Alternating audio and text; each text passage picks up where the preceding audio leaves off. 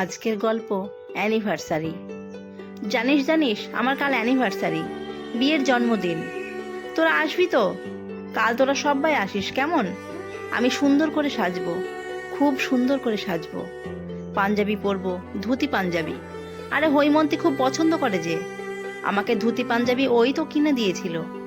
আমার ভালো লাগতো না, বিশেষ করে ওই ধুতি পরতে আমার একদম ভালো লাগতো না, পারতাম না তো। কিন্তু ও আমাকে বলেছিল ধুতি পরলে আমাকে খুব সুন্দর লাগে। একবার পরলাম, তারপর আমরা একসাথে ফটো তুলেছিলাম। ওই যে ওই যে আমাদের ফ্ল্যাটের দেওয়ালে যে ফটোটা লাগানো আছে, সেই ফটোটা দেখলাম যে সত্যি সত্যি আমাকে খুব সুন্দর লাগছে। তারপর থেকে প্রত্যেক অ্যানিভার্সারিতে আমি ধুতি পাঞ্জাবি পরি। হৈমন্তীকে আমি গিফটও দেব। কাল তো আমি নিজের হাতে সব রান্না করব, চিকেন কষা, খাসির কালাভুনা, পনির মনপাসন্দা, পোলাও। হৈমন্তী মিষ্টি দই আর পায়েস রান্না করবে। আমি ওই দুটো রান্না করতেই পারি, কিন্তু হৈমন্তী আমার থেকেও ভালো রান্না করে ওই দুটো। আর আর তারপরে তোরা সবাই এলেই আমরা অনুষ্ঠান শুরু করব। আরে বলাই হয়নি তো, এই বছর আমাদের বিয়ের 15 বছর বয়স হবে। আমি আর হৈমন্তী আমরা দুজনেই ভেবে রেখেছি, যখন আমাদের বিয়ের 20 বছর বয়স হবে, তখন আমরা আবার নতুন করে বিয়ে করব। নতুন করে ছাদনা তলায় যাব, মালা বদল হবে। কিন্তু কাল তোদের সবার আশা চাই কেমন? স্যার স্যার, আজ অমলেশবাবু সারাটা দিন ধরে সবাইকে এই একই কথা বলছেন। যাকে পাচ্ছে তাকেই ধরে ধরে একই কথা বলে যাচ্ছেন। সিস্টার রীতা ডক্টর অর্জুনকে ডেকে বললেন, ও মনে হচ্ছে অমলেশবাবু আজ আবার খেপেছেন। আচ্ছা, আজ কত তারিখ? আজ তো ডিসেম্বরের 17। ও হ্যাঁ, এর পরের দিনেই তো। চুপ করে গেলেন ডক্টর। একটু পরে জিজ্ঞেস করলেন, সিস্টার ওনাকে ওষুধ দিয়েছেন তো? হ্যাঁ স্যার, ওনাকে সময় মতো ওষুধ দিয়ে দিয়েছি। মনে হচ্ছে ডোজটা বাড়াতে হবে। ঠিক আছে, আমি প্রেসক্রিপশনে লিখে দিচ্ছি। কাল থেকে এই নতুন ওষুধ শুরু করবেন, বলে ওঠেন ডক্টর। ঠিক আছে স্যার। আচ্ছা, একটা কথা জিজ্ঞেস করব, ওনার কি হয়েছিল? ওনাকে তো সব সময়েই দেখেছি খুব নিজের মধ্যে থাকেন, সবার সাথেই ভালোভাবে কথা বলেন, আজে বাজে কোনো বায়নাক্কা নেই, কারোর সাথে খারাপ ব্যবহারও করেন না। দেখে তো মনে হয় উনি খুব ভালো আছেন। ওনাকে কেন এখানে রাখা হয়েছে? ওনাকে দেখে সুস্থ বলেই তো মনে হয় আমার। সেটা ঠিক, উনি এমনিতে খুব ভালো, দেখে মনে হবে না ওনার কোনো রোগ আছে। কিন্তু কিন্তু অনেক দিন আগে উনি এই ডিসেম্বরের 18 তারিখে নিজের স্ত্রীকে হত্যা করেছিলেন। 18ই ডিসেম্বর ওনার অ্যানিভার্সারি ছিল। সেই দিনটার কথা উনি আজও ভুলতে পারেননি। সিস্টার রীতা ভয়ে আঁতকে ওঠেন। নিজেকে সামলে জিজ্ঞেস করেন, স্যার আপনি কি এখন বাড়িতে যাচ্ছেন? হ্যাঁ সিস্টার, পরের কয়েকটা দিন আমি ছুটিতে আছি। কাল ডক্টর শুভঙ্কর রায় এসে চার্জ নেবেন। ওনাকে আপনি নতুন পেশেন্টদের ফাইলগুলো দিয়ে দেবেন। পুরনো পেশেন্টদের ব্যাপারে উনি সব জানেন। Good night sister.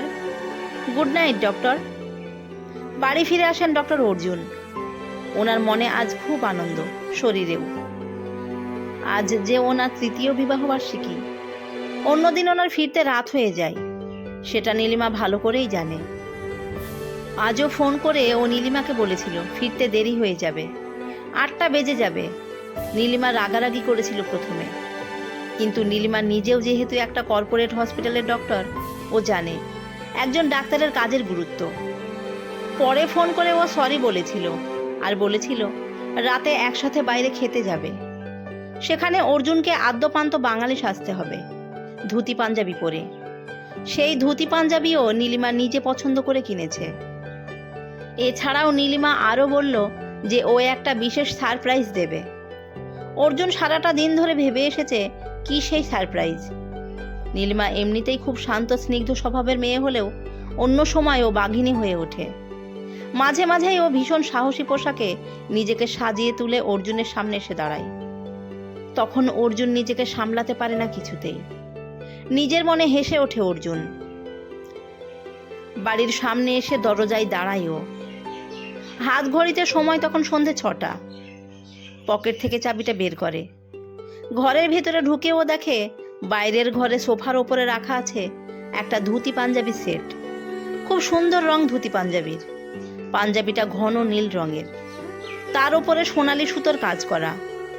আর ধুতিটা সাদা রঙের, সাথে পাড়গুলো ঘন নীল রঙের। খুব সুন্দর লাগছে। কিন্তু নীলিমা কোথায়? ও নিশ্চয়ই রান্নাঘরে। ধীরে সন্তর্পণে পায়ে আওয়াজ না করে অর্জুন ভেতরের দিকে পা বাড়ায়। হাতে ধরেছিল ধুতি পাঞ্জাবিটা। হঠাৎ কথা বলার আওয়াজে খিলখিল করে হাসির শব্দে ও চমকে যায়। নীলিমা কারোর সাথে কথা বলছে মনে হয়, কিন্তু এভাবে ফিসফিস করে কথা বলছে কেন? বেডরুমের দরজার কাছে গিয়ে দাঁড়ায় অর্জুন। ও শুনতে পায় নীলিমা আদুরে স্বরে কাউকে বলছে, বিনয়, আজ না, আজ দেখা করা যাবে না বিনয়, প্লিজ লক্ষ্মীটি। শোনো, আজ আমার অ্যানিভার্সারি। আমি আজ অর্জুনকে সারপ্রাইজ দেব। ও একটু পরে চলে আসবে। স্পেশাল খাওয়া দাওয়া হবে, সাজগোজ করে বেরোবো আমরা। কি? না না, স্পেশাল সারপ্রাইজ শুধু ওর জন্য। তোমাকে? আরে না না, তোমাকে বলা যাবে না। আচ্ছা আচ্ছা বাবা, তুমি পারো সত্যি। আরে তুমি আমাকে সেই যে ড্রেসটা দিয়েছিলে না? না না, ওটা আমি শুধু আমার অর্জুনকেই দেখাবো। না না, ওটা পরে আমি তোমাকে। কি? Video call? এখন? না না না সোনা, এখন? আচ্ছা ওয়েট করো। না না, এখনই তোমাকে কিভাবে ভিডিও করে তোমার সামনে আমি সব কিছু খুলে চেঞ্জ করব? পাগল নাকি? আমি পারবো না। তবে ওটা পরে আমি ভিডিও কল করছি, কিন্তু জাস্ট 2 মিনিট, তারপরে আবার পরে কথা হবে। অর্জুন চমকে যায়। রাগে ওর সারাটা শরীর রিরি করে ওঠে। মাথাটা দপদপ করে কাঁপতে থাকে ওর। বিনয়! বিয়ের আগে একটা ভালোবাসার সম্পর্ক ছিল নীলিমা আর বিনয়ের মধ্যে। বিনয় নিজেও এখন বিবাহিত, কিন্তু এখনও নীলিমা আর বিনয়ের মধ্যে সম্পর্ক আছে। নীলিমা বলেছিল বটে যে বিনয় ওর সাথে কথা বলার চেষ্টা করেছিল, কিন্তু নীলিমা এটাও বলেছিল যে ও বিনয়কে পাত্তা দেয়নি। তাছাড়া আজকাল এই হোয়াটসঅ্যাপ, ইনস্টাগ্রাম, ফেসবুকের জগতে কতজনকে অস্বীকার করা যায়? পৃথিবীটা এত ছোট হয়ে গেছে যে সবাই সবাইকে দেখছে, কথা বলার চেষ্টা করছে। সবাইকে কি সরিয়ে রাখা যায়?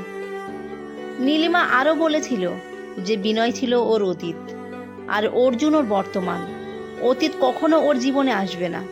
তাছাড়া অর্জুনের নিজেরও তো অতীত ছিল, সবার জীবনেই থাকে। সেটাকে কি অস্বীকার করা যায়? কিন্তু কিন্তু বিনয়ের সাথে এটাও কি করছে?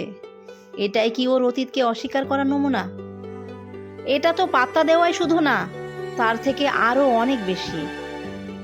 আমারও আগে আর একজন বাইরের কেউ আমার নীলিমাকে দেখবে, ওই বিশেষ রকমের পোশাকে, যে সারপ্রাইজটা শুধুই আমার জন্য ছিল। সেটা আসলে ভুয়ো, আমাকে বোকা বানানো হচ্ছে। ভাবতে ভাবতে অর্জুনের হাত থেকে পাঞ্জাবিটা পড়ে যায় মেঝেতে। ও ধুতিটা দুহাতে ধরে পাকাতে থাকে, যেন ফাঁসের দড়ি। এভাবেই তো অমলেশবাবু ওনার স্ত্রী হৈমন্তীর গলায়। ধন্যবাদ সবাইকে।